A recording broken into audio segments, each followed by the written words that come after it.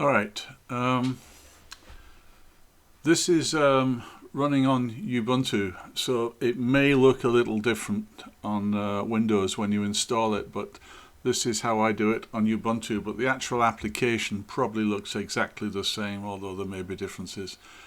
So in my case here, I'm going to load up Darktable. And your first thing you'll notice is that there's little tabs here, here, here, and here. And basically what that does is it just alters the appearance of the screen at the top, at the sides, I'm not sure, at the side again. And similarly downstairs. I haven't really investigated those things too much. Anyway, so the first thing you want to do, in fact the first thing you'll notice is, let's get that back up at the top. There's three major sections. There's the one which we're in right now, which is the generic looking at the collections, how you might select them. It's basically like Lightroom. So this is the basic page that you start up with, and then once you've selected an image, you'll go into what they call a darkroom, like that. This is the place where you'll actually do all the manipulation of the images. And then there's a third one which I've not really quite used. I'm assuming what it's going to be doing is, if you select a picture, if it's got GPS data associated with it, it will pinpoint where you took this picture in the world.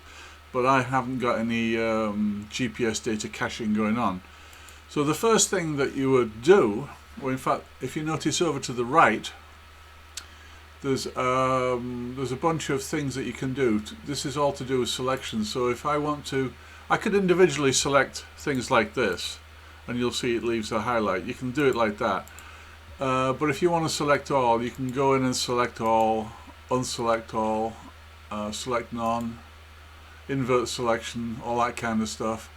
And if you've been doing some editing but you just want to look at the ones that have not been touched, then it will select all the ones that have not been touched. So that's that one. So let's just select none for right now. And underneath there, when you make modifications to these things, it maintains a list of things that's happened to that particular image, like sharpening, like color balance, white balance, all those kinds of things. There's a bunch of other things. And what it will do is, if it shows you that, if you want to go back to the complete original for a particular selected image, what you do is you'd select that image and you'd say compress or discard, you'd say discard history. So if there's any history associated with that particular image, it will completely discard it. And then there are other things there. Compress history. If you've done a whole bunch of changes, and each one of these changes is done by a module, which we'll see in a few minutes, if all those changes can be achieved to the same result, so supposing you had applied 20 modules, and then you clicked that, and then it will reduce that to say 5 modules if the same result could be achieved in 5 modules as opposed to 20. So that's what that does. And then if you want to completely start again, like I said, you would discard the history like that. And that's for all the selected images. Styles, what you can do on this is, once you've got a series of modifications that you've made to a particular image, if you want to save that group of styles as sort of like a macro, they call it styles in this case, what you would do is you'd create a style, and I'll show you that when we get round to doing that. And so that's what a style is. Metadata editor, that's just extra. I haven't played around with any of these things. Tagging, geotagging.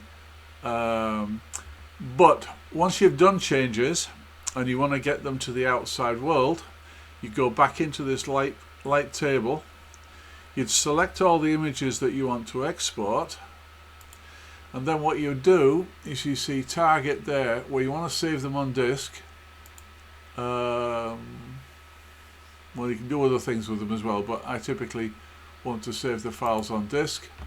Where do you want to put it on disk? You would simply click that, and you would select a particular directory where you want all these images saving. What would you do with conflicts? Do you want to skip them, create a new file name, new unique file name, or just simply skip it? I've chosen in this particular case overwrite. How do you want to save it? Click on that. I want to save it as JPEG 8 bits. And then there's a quality slider. What quality do you want? 100%, whatever you want there. And there's some other parameters here. 0 and 0 means that save it at the size what the image is created at. So in other words, if this is 46 megapixel picture, as in your case, which will be something, I don't know what that is, 12,000 by 6, whatever it is, it will save it in that at that size. But if then you suppose you wanted it as 1920 by 1080, you'd put 1920 in there and 1080 in there, and that would get resized down to that. And then you would pick whether you want to do, how you want the scaling and the resampling to do all these things. There's some other properties if you want to apply a style, for example. And then all you do is simply hit export. So supposing I hit that one, I'm going to save it off as a JPEG. I'm going to ask it as I want to create a unique file name. Well, it's done overwrite. Let's see what happens. So export, and it says you're in overwrite mode, yes, and then you'll see down there that it's just exported that one image off to that particular directory. Now when you're picking a file name up here, you probably noticed it there. There are a bunch of little things in there that you can choose as macros, as filling out things, as part of the file name. For example, up there we've got the word file name as part of that. And you'll see that file name shows up in this list somewhere. So you can put other bits and pieces in that you want to use to make this part of the file name. What else have we got on this particular page? There's how to view all. Oh, under each image you can choose to rate that particular image, so you can give it a 1 star up to 5 stars. So you just click like that, and then what you can do is eventually you can sort by rating, and it'll put all the ones there. Like you can choose how you view these things. To get images in, obviously we haven't done that yet. We'll go on this left side, click import, and you can import a particular image, or you can just simply import a folder. So I would just simply say that and click open, and it would bring in something like this, all these images. Those images are now referred to as a collection, and what happens is it'll do it by date sorted. It will say date there, and then it will show all the collections that you've got. Recent collections used. Those are some of the ones I've taken before. And then if I want to look at in this particular tab, the light table, if I want to look at what the image information is, I just simply hover my mouse over it, and you can see all the information that you really need to look at. So that covers that first light table. Now what I can do is to edit one of these things, I just simply let's pick one off. Which one looks like it might need? Well, let's just pick one. Let's pick this one. This one looks a bit vacant. Alright, so we've gone into Darkroom, and again you'll notice on the side here we've got all these little tabs to get rid of things. So down there's another one there, and you just keep clicking it until you get what you want. You can move this, at least I think you can, yeah, you can move this up and down to change the size of the icons down there. And again, this tab down here just simply takes you around a selection of stuff. Similarly over here, it just takes that tab in and out. Now here what we've got is an image that's when it comes in originally, it has well, as I said before, when you apply any single change, it's done by what they call a module. On the left is a list of, let's take a look at like this first. So let's look at the history first. So on this particular thing, when it comes up fresh from the start, it always has a bunch of them that just automatically sticks in there for some reason. And so that's a list of everything that's being carried out on that particular image as it stands right now. And let's see. So that does that. Now, if I want to ever go back to the original, all I ever do is click original and then click compress stack, and it just automatically does that. So that's history. Now the snapshots, basically, if I've done a whole bunch of series of changes, say I've done 6 and I want to decide to save what I've done of the changes so far, I can take what's called a snapshot. So I take a snapshot, and that represents everything up until that point, and it's just basically a way of saving off bits and pieces as you move along. And that history will be, what if I clicked on it on that snapshot, then it will go back to that point in history and just show you it there. I'm not quite sure what the duplicate manager is. I've never really used that, but presumably it's checking to see whether there's duplicate images. There's tagging on the image. Any image information is there again. It's just a repeat of the information that was on the light table. And then there's a mask manager, which I haven't actually played around with, so I can't really tell you about that because I haven't really done it. But in essence, you can draw circles, squares, rectangles, gradients, and apply changes just to those masked areas, just like you would do in Adobe and Infinity. So it's the same kind of thing. Oh, I forgot to mention something back on light table. Up there, if you want, it's at least in Ubuntu. If I click on that, it will show you all the program resets that you can fiddle around with, defaults and things like that. I actually don't change anything. I've just left it completely as is. So that's that. So I forgot to mention that. That's that. And then up here there's what's this do? Online help. Click to change type of. Oh, I haven't used any of these things, so you can click on them and see what they do. Anyway, back to Darkroom. Now on the right hand side you'll see a whole bunch of, let me do this, modify more modules. These are all the, down at the bottom here are all the modules that you can use for base changes for on the images. So there's basic adjustments, bloom, there's all sorts of things, there's millions of them. Alright, there's lots of changes. Now, instead of you having to dig through this all the time, you'll see that some of them are highlighted. And what they mean is that they're represented on what you might call shortcut groups up here. So if I look at that, let's just bring that, trim that down.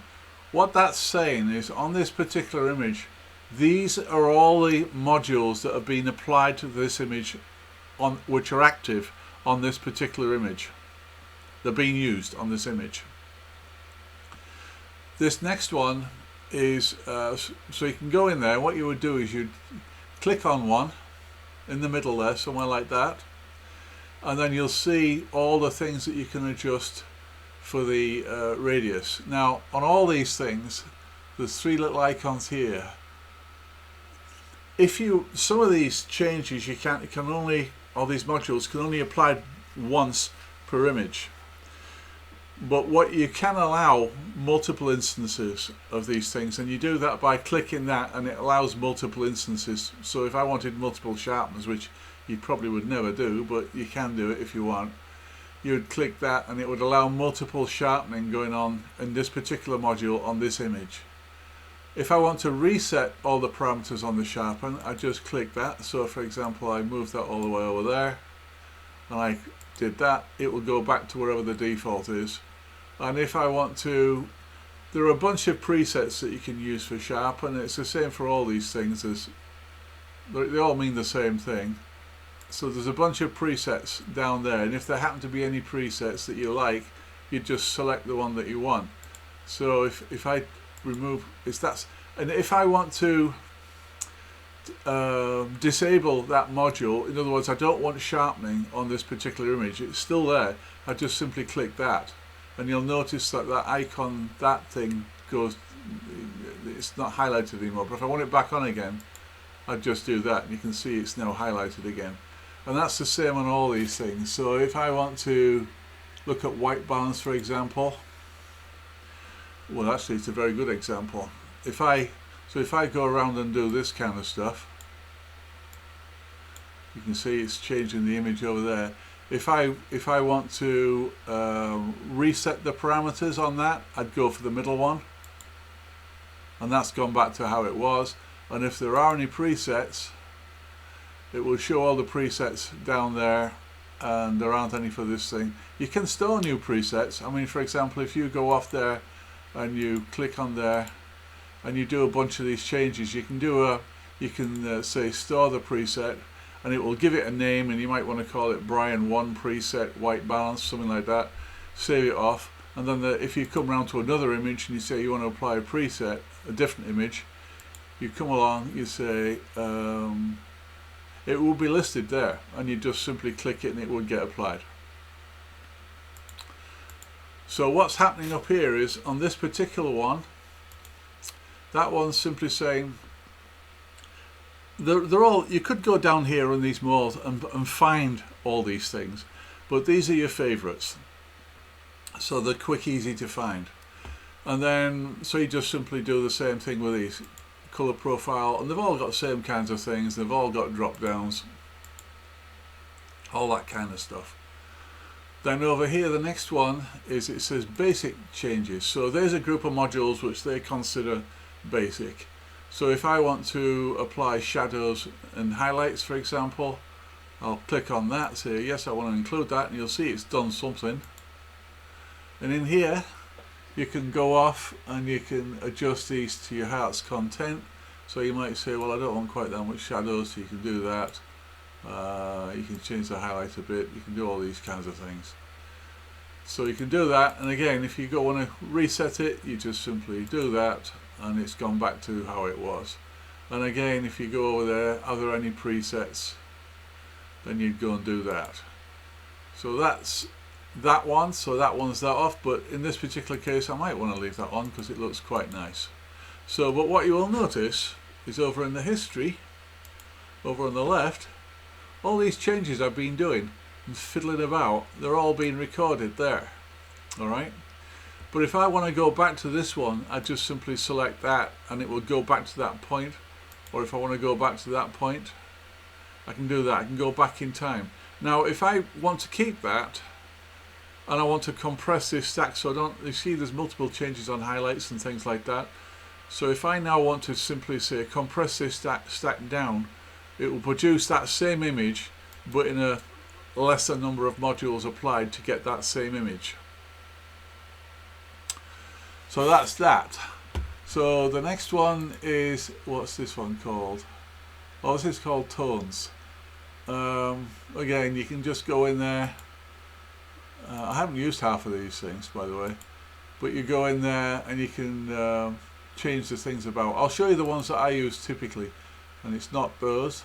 And then over here there's a group, color correction, so let's take a look at that. So if you think that wants to be slightly warmer, you just do that. Or you want it to be slightly colder, if you want it to be green, and if you want to reset, you just simply do that. Then there's color balance, so click in the middle to take it back down, click there to take it off. Again, it's back on again, but it's using the default things. So that's the sort of things you can do there. So colour balance, that's kind of an interesting one. So you can go in here and, well, you can fiddle around with these things at your will. Decide what you're going to do with things. There is something down here that, oh, I know what it was. It was the white balance. Actually, if we're going to get to white balance, I've already used white balance, so it's over in the ones used on this thing. So if I go to white balance there, you'll notice down here there's a, because this is a raw image, and I'm only talking raw images on these things. That's using the white balance associated with when the camera took it. And these are all many other types things. So if I want it neutral, or if I want it cloudy, you'll see it slightly changes. But it'll vary by, let's try it at 2700, that'll be different. So that's going back down there. So you can change white balance via a preset down there. So you go there and add system and say, alright, take it as per the camera. Then we had other ones, we've just said colour correction, and there's another group of them where I want to sharpen. Haze removal is actually quite useful to see what that does on this particular image. Not much. But you can see it's doing some changes by the graph up there, but that can be quite effective. There's lens corrections. If it knows your type of lens that you've got on there, and you can see you can choose what the what's going on there. Oh, there it is. You go down, choose an icon, you can pick which lens it is, but it looks at your metadata on the image and it knows which one it is. In my case, it's a 1424 image there. So again, if I click on that, it means it's going to apply that, and it did make some slight adjustment, but not much. So let's just collapse that. Denoise, if you've got noise, there are noise profile images, modules, and I guess that's just others, so it's nothing there right now. So what you can see on this left hand side again is down at the bottom there's a list of all the modules that are possible. I'll actually do that. Why isn't this doing it? Oh, there, more modules. Alright, another interesting one is Velvia. So if I put Velvia up there, and you'll see it pops up there now, and you also see it's highlighted. It means it's up there somewhere. You don't have to go digging down here somewhere. White balance is up there. If you want to apply the vignetting, you'd have to come down and find it, but if I clicked on that, vignetting would suddenly appear up there. So where did my bill? I don't know whether that where did that, oh, vignetting went there. Oh, there it is. It knows this is to do with colour, so Velvia is obviously to do with colour. So if I put Velvia on there, you can see it's made a change. Alright, so there's all these sorts of things, but if I go into back at the basics one, I think it's in there, highlight, white balance, what I'm trying to find is oh, equalizer, that's the one. If I go on, this is an interesting one, so I want to apply equalizer. It'll adjust various parts of the image, which can be kind of interesting. You can give it a lot more contrast in different bits and pieces. So if you knew that your highlights were a bit too much, you could try the ones up here and bring them down a bit.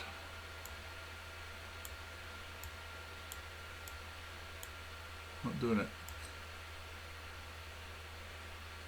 You see, it changes things around. This is kind of interesting. Again, there's a number of presets there. Oh, where did I go wrong there? What did I just do? Oh, tone equalizer. If I go to the presets, oh, it's done it again.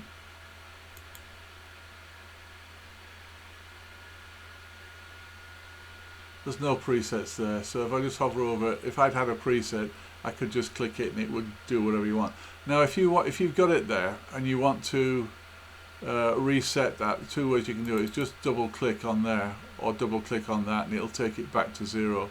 So if I, let's try it. Oh no, it doesn't do that. You double click on that, it takes it back to 0. And if I want to click, if I do all these things all over the place, then if I want to reset everybody, I'll just simply go there, the middle one again, and that takes everybody back to 0. And you'll notice that if I go over to the active ones, you'll notice tone equalizer is now there because it's being used in this image. It's in the history stack. So if I now come across here and say, well, I want to compress all these modules down to the number of modules that will achieve that same result, I just do that. So that's basically it there. So if I obviously want a different image, I just go along to a different image like that, and I just go along editing as I want. Now down here, there are all things to show toggling of various bits and pieces to see whether the gamut's correct or whether there's any problems with overexposure or anything like that. And there's obviously got problems with all those blue areas, so you'd have to make changes for that. Presumably that's going to be an overexposure thing, or don't know what that means. Toggle gamut. Oh, it's gamut checking. Those colours out in the gamut. So you can do all that. So then down here, as I say, I don't know what all this other information is, but as I say, all the modules that are possible are all listed down here if you want to go the hard way and list everything. But these are the groups of shortcuts, if you like, to get to those down there without digging around them down there. Now you might ask is, well, I don't know what you'd ask right now, to be honest. I think we're okay, actually. I think that's given you a more or less a reasonable rundown. That anything else, you know, I can't explain what all these other things do, but the documentation will show you. You want to put a watermark on? Let's try that. I don't know what that does. I guess it does that. Alright, and then you can move that around, presumably, somehow. Opacity. Yeah, it does that. Oh, what type of marker do you want? Hasselblad. Promo. Oh, that's that down there. Anyway, I don't want a watermark, so that's that. So the sorts of things I would use on this, the tone equalizer was one, the color balance is the other one, and the exposure on the, oh, that was on the basic ones. These are the basic ones. Basic ones. Under exposure there. So you can see we can change the exposure there.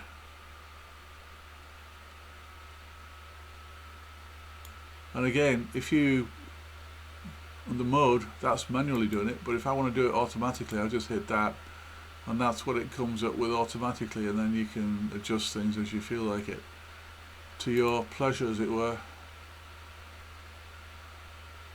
And then there's a basic curve. You can just click on it and do these kinds of things, you know, all these crazy things if you want. Anyway, getting back to normal, you just simply click on the middle one and you're back to the base, essentially. The one of the other modules, when we did the adjusting the exposure, I'm thinking that's what's happened. Why it was a curved line originally and then it was a straight line, linear. It must have been one of the other modules that changed that. But that's essentially it. So if we came down and sort of take a look at some of these things, let's pick that one. Let's compress down to wherever it thinks. Let's just go back down to the original, compress, stack down. So that's the original, which doesn't look too bad in itself, to be honest. But if I came in here and decided I wanted to adjust the white balance on this particular one, I don't like the camera white balance, so let me pick another one. Let me pick what would it look like in the cloudy? I guess that does look the same, but if it looks at 2700 it wouldn't look too cool. flash. They don't look too different in this particular case, but anyway, you can adjust these things however you feel like it. Let's put it back to, what was it, shade. So it just gives it a little more warm look in the shade. And I think that's about it, unless I think of something else. Well, I'm back. I did forget to mention one thing. I do use. Let's pick this image just for the sake of it. There's a module called crop and rotate. So if I click on crop and rotate like that, and I want to apply it, you'll notice that it's picked off an aspect ratio 16:9 for HD TV, which is proportion ratio 1.78. What you can do is you can just move that around to where you want your image to look, and you'll notice that it applies as soon as I've gone back like that. And then again, if I don't like it, I can just simply take it off and we're back to that. So anyway, we're going to apply it, and let's try a different one. So supposing we want to have a look at guidelines on there, you'll see there's grids and things like that. But the important thing here is you can just pick off different, if you've got a 16:10 paper that you want to print on, you'll notice that's what we've got that there. But if you didn't quite like the positioning of that, I've lost it, there we are, then you can do that kind of thing, just move it around. And you'll notice it goes off the edges as well, so you can just decide where you want that rectangle to be. And there was one more. There was one called orientation that I didn't mention. So if you want to basically switch it around like that, that's that kind of thing. Let's try haze remove on this and see what it does. You see, it does make a slight difference there. Anything else? Now let's try vignetting just to see what happens with it. I've not tried this. Okay, that's what vignetting does. If you like it, I don't know whether you do or you don't, but we've done lens correction.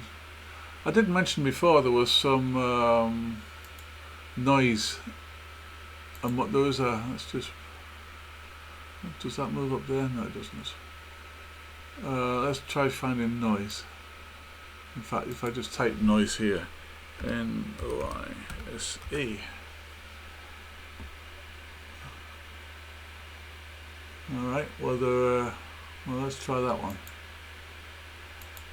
I want to try noise. Well, you can, I don't know what these things do, but anyway, you can try these things. And there was something up somewhere. Oh, this is interesting. Yeah, the profile for your particular camera, and it's saying, and for the particular ISO that's specified in the image, because that's all part of the metadata, it's found that match for ISO 100, which is what this image was taken at, and that is what they consider the best default for that particular ISO for that camera. For your, in my case, it's the D610, but if you're taking it with, what was it, 8500, I think yours was, it would come up with 8500. But if you look down here, it gives you all the models for that, and that you can actually look up. Well, it knows what camera it is, so these are all the ones you can try applying, but it's found it's using D100, so there's already profiled specs for this particular camera the settings I've used. So that's kind of interesting. So if you shot one of your images, say early evening, and you used, I don't know, ISO 3200 or something like that, it would go off and pick the correct profile, which is presumably somebody's gone to the trouble of figuring that out. That's the best one. So that's that. I'm just trying to think if there's any others that I'm not sure if I can remember any others that I particularly use. There's, if you like grain in there's a grain one. Anyway, I mean, what can I say? It's fairly comprehensive. So you just go off. I'm not quite sure. I've heard of the zone system. I need to go read up on that and see what that does. There's a couple of other things I forgot to mention as well that's quite useful. It's just simply the controls on your mouse. If, for example, you wanted to go into the tone equalizer, and if you don't have to click anything. If you just hover over a slider, if you've got a center wheel on your mouse, you can just use that to change these things. So if I just do that,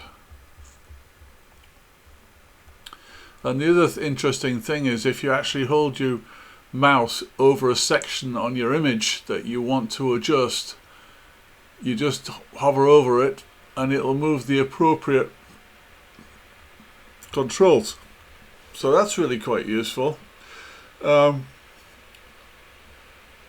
if I've got the sky there, just do that kind of thing. So you don't have to click all these things. You can just simply, so let's go down to exposure there, and then just literally move the mouse over it, and then just move it. And you can see the sliders moving. I aren't actually moving, I'm just using the mouse wheel. So that seems to work really well. So that's just another quick tip that I forgot all about it. You tend to forget these things. And of course, if you want to install this stuff, I know we should have covered this earlier, but just go into your browser and type Darktable,